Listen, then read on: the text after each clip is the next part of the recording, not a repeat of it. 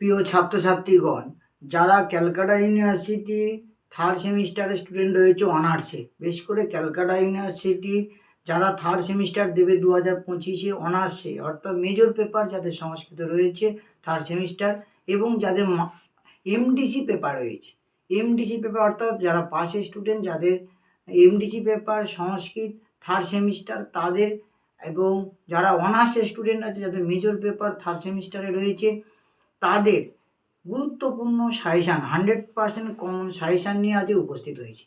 তোমরা জানো যে আমি প্রত্যেকবারে তোমাদের সাজেশান দিই, এবারে কিন্তু দিচ্ছি তোমাদের 100% কমন সাজেশান 2025-এ যারা সংস্কৃতে অনার্সের থার্ড সেমিস্টার পরীক্ষা দেবে। তাহলে মনে রাখো, যারা থার্ড সেমিস্টার এবছর অনার্স পরীক্ষা দিচ্ছ তাদের যে পেপারটা রয়েছে, তোমাদের সেই পেপারটার নাম হলো কি না DSCC3 পেপার, ক্লাসিক্যাল সংস্কৃত লিটারেচার। ক্লাসিক্যাল সংস্কৃত লিটারেচার যে পেপারটা রয়েছে যেটা যারা থার্ড সেমিস্টার অনার্সের স্টুডেন্ট যাদের মেজর পেপার এবং পাশে যারা রয়েছে তাদের যে এই ক্লাসিক্যাল সংস্কৃত লিটারেচার যে পেপারটা হচ্ছে MD3 পেপার, যেটা সেই পেপারে আজ 100% কমন সাজেশান নিয়ে উপস্থিত হয়েছি। তোমরা আমার সাথে থাকো। তোমরা জানো যে তোমাদের 3টে বিষয় রয়েছে, বেশ করে 4টে বিষয় তোমাদের রয়েছে। কি কি আছে তোমরা জানো? রঘুবংশম আছে, কিরাতার্জনিয়ম আছে, আর সুকনাজ উপদেশ আছে, রাজবাহন চরিত আছে। রাজবাহন চরিত্র তোমাদের কি আছে না টিউটোরিয়াল, সেটা তোমাদের কলেজে পরীক্ষা দিতে হচ্ছে, সেটা এক হয়ে গেল কলেজের। এবং পার্ট থাকে 3টে, এই 3টে বিষয়ে আমি আজ গুরুত্বপূর্ণ সাজেশন তোমাদের দেবো। সেই 3টে বিষয়ের মধ্যে প্রথমে তোমাদের আছে রঘুবংশম। রঘুবংশমের কোশ্চেনে 25 নম্বর আসবে, কিরাতার্জনিয়ম 25, সুকনাজ উপদেশ থেকে 25, 3 25 75 নম্বর তোমাদের বাইরে কলেজে পরীক্ষা দিতে হবে। তাহলে প্রথমে আমি বলে দেয় যে রঘুবংশম যে রঘুবংশ যে মহাকাব্যটা আছে মহাকবি কালিদাসের, এখানে 25 নম্বরের মধ্যে তোমাদের বড় প্রশ্ন পড়বে 10 নম্বরে। একটা বড় প্রশ্ন তোমাদের লিখতে হবে, দুটো দেওয়াতে হবে। সেখানে আমি বলছি তোমাদের একটা দেবো, একটাই পড়বে। দেখো কি দেবে তোমরা ভালো করে খেয়াল করে রাখো, যে রঘুবংশ মহাকাব্যের প্রথম স্বর্গ যেহেতু তোমাদের আছে, সেই প্রথম স্বর্গে মহারাজা দিলীপ, রাজা দিলীপের যে চরিত্র, এটা যদি কেউ করো ভালো করে, তাহলে তোমাদের কিন্তু এই জায়গাটা একটা বাংলাও লিখতে হবে। তাহলে রাজা দিলীপের, তাহলে রঘুবংশ মহাকাব্যের প্রথম স্বর্গ অনুসারে মহারাজা দিলীপের চরিত্র, এই কোশ্চেনটা যদি কেউ করো তাহলে তোমরা কমন পেয়ে যাবে। এছাড়াও এই কোশ্চেনটা একটু ঘুরিয়ে যদি আসে না, রঘুবংশ মহাকাব্যে যে সমস্ত রাজাদের যে গুণাবলী বর্ণনা করা হয়েছে, সেই গুণাবলীর মধ্যে রাজা দিলীপের গুণটা কতখানি প্রভাবিত করেছে, অর্থাৎ রাজা দিলীপের যে গুণটা তার মধ্যে কতটা প্রভাবিত হয়েছে, এই যে কোশ্চেনটা, এই দুটো কোশ্চেন যদি কেউ করো তাহলে এবার কোশ্চেনটা আমি বলছি যে কোশ্চেনটা পুরো ওভাব বলতে চাচ্ছি যে রঘুবংশ মহাকাব্যের প্রথম স্বর্গ অনুসারে সূর্যবংশীয় রাজন্য বর্গের গুণাবলী বর্ণনা করে এবং উক্ত গুণাবলী রাজা দিলীপের মধ্যে কতখানি প্রতিফলিত হয়েছে, এই জায়গাটা যদি তোমরা খেয়াল করো, এই জায়গাটা কিন্তু এই কোশ্চেন, এই দুটো কোশ্চেন। এছাড়াও তোমরা মহাকাব্যের মূল্যায়ন দেখতে পারো রঘুবংশমের, এই মানে ওই প্রথম যে দুটো বললাম এই দুটো যদি কেউ করো তাহলে কিন্তু তোমাদের কমন এসে যাচ্ছে বড় কোশ্চেন 10 নম্বরে একটা। এবং চলে আসি তোমাদের ব্যাখ্যা। ব্যাখ্যা যে জায়গাটা প্রথমে তোমরা করবে কি, সংস্কৃত লিখতে হচ্ছে, ব্যাখ্যা কিন্তু 7 নম্বরে, দুটো দেওয়া থাকবে একটা। আমি এখানে বলছি 3টে থেকে 4টে বলবো, দুটো কিন্তু 100% পড়ে যাচ্ছে। যেমন কি প্রথমে তোমরা লিখে রাখো যে ক সূর্য প্রবংশ কাচল্প বিষয়ের মধ্যে তিতির দুস্তর মহাদুরূপেণ অস্মি সাগরম। তাহলে এই জায়গাটা, এই যে ক সূর্য প্রবংশ 2 নম্বর যে শ্লোকটা রঘুবংশ, এটা কিন্তু ব্যাখ্যার জন্য ইম্পর্টেন্ট। আর এক 2 নম্বর কি, 2 নম্বরের জন্য বলছি যে মন্দ কবি যশ প্রার্থী অমিশাম প্রহাসতাম, এই যে পাংশি লোভাই ফলের লোভা উদ্ভাবরীয় বামন, এই যে শ্লোকটা 2 নম্বর শ্লোকটা, এই 3 নম্বর শ্লোকটা যে মন্দ কবি যশ প্রার্থী, তাহলে মন্দ কবি যশ প্রার্থী কিন্তু ব্যাখ্যার জন্য ইম্পর্টেন্ট। তাহলে মন্দ কবি যশ প্রার্থীটা তোমরা করছো, তাহলে হচ্ছে কি দুটো। আর হচ্ছে কি তারপর অতভাগ কৃতভাগ দুয়ারে বংশে অস্মিন পূর্ব সুরেবি, এই যায় মনে ওই যে সমৎকীর্ণি সূত্রস্তে অস্তিমে গতি, এই যে শ্লোকটা, এটা কিন্তু ব্যাখ্যার জন্য ইম্পর্টেন্ট। তারপর 4 নম্বর যে জ্ঞানে মৌন ক্ষমা শক্ত ত্যাগে শ্লাঘা বিপর্যয়, তাহলে এই যে এই 4টে যে বললাম, যে প্রথমে বলে ক সূর্য প্রবংশ, এটা করছে মন্দ কবি যশোপার্থী 2 নম্বর, 3 নম্বর অথবা কৃতভাগ দুয়ারে, আর 4 নম্বর হলো মন্দ কবি যশোপার্থী। এই যদি 4টে কেউ তোমরা করো, এর মধ্যে কিন্তু দুটো তোমাদের ব্যাখ্যার জন্য সংস্কৃতে গুরুত্বপূর্ণ, মানে এখান থেকে এসে যাবে। এবার চলে আসি তোমাদের অনুবাদ। অনুবাদ করতে হবে 5 নম্বরে। অনুবাদের জন্য কি করে, বাগার্থ বিব সম্পৃক্ত, বাগার্থ প্রতিপত্তায় জগতৌ পিতরৌ বন্দে পার্বতী পরমেশ্বর, এইটাই প্রথমটা। তারপরে বলে আছে 2 নম্বরে কি, শৈশবে অভ্যস্ত বিদ্যানাম যৌবনে বিষয়ীষিণাম, 8 নম্বর শ্লোকটা। তারপরে বলে আছে কি, আকার সদৃশ প্রজ্ঞ, প্রজ্ঞয়া সদৃশ আগম, আগম সদৃশ আরম্ভ। এই যে লাইনটি, এই যে শ্লোকটা আছে 15 নম্বর শ্লোকটা, এটা কিন্তু অনুবাদের জন্য করছো। তারপর বুড়ো রস্ক বিশেষ স্কন্ধ, শাল ও প্রাংশু মহাপুরুষ আত্মকর্মক্রম দিও, এই যে শ্লোকটা আছে, এই যে আছে 13 নম্বর যে শ্লোকটা, এই শ্লোকটা কিন্তু অনুবাদের জন্য করবে। তাহলে অনুবাদের জন্য এই কটা বললাম, তোমরা এখান থেকে অনুবাদ পেয়ে যাচ্ছ। কি কি বললাম, বাগার্থ মিব, তারপর শৈশব অভ্যস্ত বিদ্যানাম, তারপর আকার ও সদৃশ প্রজ্ঞ, তারপর হচ্ছে কি না বুড়ো রস্ক বিশেষ স্কন্ধ, এই যে 4টে। তাহলে এই যদি 4টা, আর শৈশবে অভ্যস্ত বিদ্যানাম, এই কটা যদি তোমরা করো তাহলে কিন্তু এখান থেকে তোমাদের কি আসবে, অনুবাদ কিন্তু এসে যাচ্ছে।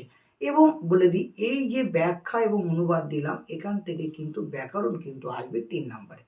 তাহলে কি, তাহলে টোটাল কিন্তু তোমাদের এখানে কত নম্বর হয়ে গেল না, এখানে কিন্তু তোমাদের 25 নম্বর হয়ে গেল। কারণ বড় কোশ্চেন 10 নম্বরে, আচ্ছা ব্যাখ্যা হচ্ছে 7 নম্বরে 17, 5 নম্বর হচ্ছে অনুবাদ, তাহলে 17 আর 5 হচ্ছে 22, আর 3 নম্বরে ব্যাকরণ। এই হলো রঘুবংশমের 25 নম্বর হয়ে গেল। এবার তোমাদের আসি আমি কিরাতার্য। কিরাতার্য নিয়মে তোমাদের এখানে হচ্ছে কি 25 নম্বর আছে, যে 25 নম্বরের মধ্যে তোমাদের কিন্তু এখানে একটা বড় কোশ্চেন লিখতে হচ্ছে, সেটা কিন্তু বাংলা ভাষা। তাহলে এখানেও কিন্তু আমি 2টো দেবো, তার মধ্যে একটা আসবে। যেমন প্রথমে দেখো বড় কোশ্চেন, কিরাতার্য নিয়ম যে মহাকাব্য, সেটাই ভারবের লেখা। এই কিরাতার্য নিয়ম মহাকাব্যের প্রথম স্বর্গের যুধিষ্ঠির বনেচরের, যুধিষ্ঠিরং প্রতি বনেচরের যে উক্তি, যুধিষ্ঠির বনেচরকে নিয়োগ করলো, বনেচর গেল, গিয়ে এসে পুরো দেখে এসে যে কিভাবে দুর্যোধন রাজ্য শাসন করছে, সেইটা এসে যুধিষ্ঠিরকে বর্ণনা করছে। তাহলে যুধিষ্ঠিরের প্রতি বনেচরের যে উক্তি, এইটা কিন্তু পড়বে কিন্তু 10 নম্বরে বড় কোশ্চেনের জন্য। এর অর হিসাবে হিত মনোয়ারিচ দুর্লভম গছ, লাইন দিয়ে মানে পাঠ দিতে পারে। তার ষষ্ঠ ঔদার্য বিশেষ শালীনি, লাইন তুলে দিয়ে কোশ্চেন আসতে পারে। কিন্তু সেই বনেচরের উক্তিটাই কিন্তু বিভিন্ন পাঠে হবে, ওই একটাই প্রশ্ন কোশ্চেন করলে হয়ে যাবে। আর 2 নম্বর যেটা, কপট পাশা ক্রীড়য়া যুধিষ্ঠিরস্য প্রাপ্তং রাজ্যম সাহিত্যিক কর্তুম দুর্যোধনং যথাযথ নীতিবাক্য প্রয়োগতুম কৃতবাং, তাং হচ্ছে সকভা বর্ণনতা। অর্থাৎ কপট পাশাকেরা যুধিষ্ঠিরের যে রাজ্য, সেটাকে মানে হারিয়ে ফেলার পরে সেই দুর্যোধন সেই কিভাবে তার নীতি প্রয়োগ করে সেইটাকে রাজ্য পরিচালনা করছে, এই যে শ্লোক, এইটা লাইনটা, এটার উপরে ব্যাখ্যা বা এইটার পরিপ্রেক্ষিতে এটার উপরে কিন্তু বড় কোশ্চেন করতে হচ্ছে। তাহলে কি এইটা, তাহলে এই কবর পাশে এই 2টো বড় কোশ্চেন যদি কেউ করো, তাহলে কিন্তু তোমাদের কিন্তু তার জন্য 10 নম্বর বড় কোশ্চেন হয়ে যাচ্ছে। পরে আরেকটা বলে রাখি, নারিকেল ফল সম্মিত ভারবে, এই লাইনটা দিতে পারে, অথবা ভারবের অর্থ গৌরব, এইটুকু করলে বড় কোশ্চেন হয়ে যাচ্ছে। প্রথম যে 2টো বললাম, ওই 2টো খুব ইম্পর্টেন্ট। তারপরে ব্যাখ্যা, এখানে কিন্তু তার জন্য একটা ব্যাখ্যা পড়বে। সেই ব্যাখ্যা হলো কি না, সকিং সকা বলে সাধু নন, এই যে শ্লোকটা আছে, কত নম্বর শ্লোক এটা, এইটা বলছে 5 নম্বর। কিরাতার জন্য 5 নম্বর যে শ্লোক আছে, এটা কিন্তু সংস্কৃতের ব্যাখ্যা 7 নম্বরে আসবে, তার জন্য ইম্পর্টেন্ট। আর একটা যে ক্রিয়া সুযুক্ত নিপ চারশক শিশু, তাহলে এই যে 4 নম্বর, তাহলে 5 এবং 4 এবং মানে 5 এবং 4 নম্বর যদি শ্লোক কেউ ভালো করে করো, তাহলে কিন্তু এখান থেকে কিন্তু একটা ব্যাখ্যা সে পেয়ে যাচ্ছ, তার জন্য 7 নম্বরের জন্য। পরে চলে আসি আমরা এখানে যে ক্রিয়া সুযুক্ত বলা, 4 আর 5 বললাম। এবার হচ্ছে বঙ্গানুবাদ। বঙ্গানুবাদ কি আছে না, বঙ্গানুবাদে যেটা কৃত অরিষট বর্গ জয়েন, এই যে 9 নম্বর যে শ্লোক আছে, তার জন্য প্রথম স্বর্গের, এটা কিন্তু অনুবাদের জন্য। তথা অপি জিম্ম সভবজিগীষয়া, এটা হচ্ছে 8 নম্বরে যে আছে শ্লোক আছে, সেটা কিন্তু অনুবাদের জন্য করবে। অনরতম তেন পদেন, 15 নম্বর শ্লোকটা কিন্তু অনুবাদের জন্য করবে। আর অক্ষক্ত বলে যে আরাধায়ত যথাযথ বলে 11 নম্বর শ্লোক আছে, সেটা কিন্তু করবে। করলে কিন্তু এখান থেকে কি এসে যাচ্ছে না, বঙ্গানুবাদ এসে যাচ্ছে। এই ব্যাখ্যা এবং বঙ্গানুবাদ যেগুলো করবে, সেখান থেকে কিন্তু কি হবে না ব্যাকরণ কিন্তু আসবে। তাহলে 3 নম্বরে ব্যাকরণ। তাহলে এখানেও 25 নম্বরটা বড় কোশ্চেন, 10 নম্বরে 7 নম্বর হচ্ছে ব্যাখ্যা সংস্কৃতে লিখতে হচ্ছে, তাহলে 17, 5 নম্বরে অনুবাদ, 22 আর 3 নম্বরে ব্যাকরণ। তাহলে এই হচ্ছে 25 নম্বর, এখানে ক্রিয়াতার্য দেন।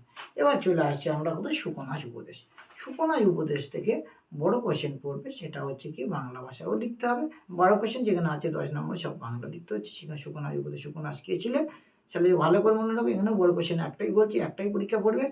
সুকনাস কে ছিলেন, তিনি কাকে কি উপদেশ দিয়েছে, এই উপদেশগুলি সম্পর্কে আলোচনা করো। তাহলে এই কোশ্চেনটা যে করবে সে একটা কোশ্চেনে কমন পেয়ে যাচ্ছে। কিন্তু মনে রাখতে হবে এটা দুটো পার্টে হয়, উপদেশ দিয়েছে, একটা যে লক্ষ্মী সভা বর্ণনা দিচ্ছে, আরটা স্বার্থসিদ্ধি ব্যক্তিদের বর্ণনা। তাহলে কি সুকনাস কে ছিল, তিনি কাকে কি উপদেশ দিয়েছেন, উপদেশ দিয়ে গেলে তাহলে লক্ষ্মী সভায় বর্ণনা প্রথমে, তারপর স্বার্থসিদ্ধি ব্যক্তিদের বর্ণনা। তাহলে এই পার্টে কোশ্চেন কিন্তু যখন আসবে তখন কিন্তু তোমাকে সেই কোশ্চেনগুলো উত্তর দিতে হচ্ছে। তাহলে কি একটা বড় কোশ্চেন আছে, তাদের বানর সৃষ্টি জগৎ সারণ দিয়ে বড় কোশ্চেন আসতে পারে।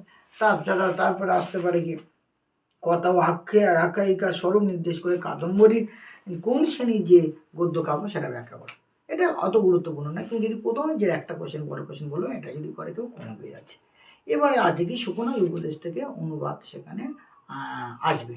অনুবাদ কোন জায়গাটা আসবে বলে দিচ্ছি, যে তার চন্দা পীর বিদিত বেদিতব্যস্য অদিত বলে এই জায়গাটা, বা তগন্তরিত তৃতীয় লোচন, যেটা বেশ করে মনে রাখো যে সুকনাস উপদেশের যে জায়গাটা তোমাদের কোশ্চেন হবে সেই জায়গাটা হচ্ছে কি মিথ্যা মাহাতো গর্বে গর্বিত রাজারা, এই জায়গাটা থেকে কিন্তু বড় কোশ্চেন আসার।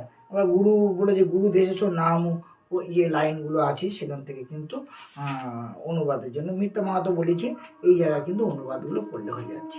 আর এখানে হচ্ছে কি শর্ট কোশ্চেন আসবে 2 নম্বরে, শর্ট কোশ্চেন মানে এখানে 1 বা 2 নম্বরে শর্ট কোশ্চেন থাকবে, পার্ট থাকবে। এই সেই পার্ট কি সুকনাস উপদেশের শর্ট কোশ্চেনগুলো কি, সুকনাস কে ছিলেন, তিনি কাকে কি উপদেশ দিয়েছে, উপদেশগুলো সম্পর্কে লেখো। লক্ষ্মীর যে চঞ্চলাভ তার সহজ দুটো গুণ বা দুটো দোষের বর্ণনা করো। এখানে হচ্ছে কি মিথ্যা মাহাতো গর্বে গর্বিত রাজারা কি করে, আচ্ছা ধূর্ত রাজাদের কখন হচ্ছে তারা হচ্ছে প্রতারণ করে। তারপরে বলে যাচ্ছে কাদম্বরী গ্রন্থ রচয়িতাকে বা কাদম্বরী সুকনাস কে ছিলেন বলে দিয়েছি আগে। তারপরে মহারাজস্ব তারাপীরস্য পুত্রের নাম কি, এই কোশ্চেনগুলো। তারপরে হচ্ছে কি কসমাদ মূল গ্রন্থ সুকনাস উপদেশে একটি অংশ গৃহীত, এরকম শর্ট কোশ্চেন আসতে পারে। সুকনাস কাকে অমৃত সহধরা বলছেন, সুকনাস কখন চন্দ্রাপীরের উপদেশ প্রদান করলেন বা কেন প্রদান করলেন, এই জায়গাগুলো কিন্তু। বা তিন খলু অনন্ত পড়া বলে যে এখানে অনন্ত পড়া বলতে কি কি বোঝাচ্ছে, তার লক্ষ্মণ দোষ পণ্য হতো, মানে লক্ষ্মীর দোষগুলো বানবটে যে দ্রুত মানবদের স্বভাবপন্ন করে স্বভাবগুলো বলগুলো। তারপর মিথ্যা মাহাতো গর্ভগর্ভীদের রাজারা কি করতো, সেটাই হচ্ছে এই শর্ট কোশ্চেনগুলো। এখানে যদি কেউ করো তাহলে তোমাদের কিন্তু এখানে কমন হয়েছে। তাহলে বলে দিলাম, তাহলে এই যে টোটাল সাজেশনটা আশা করি তোমাদের এখানে উপকার লাগবে।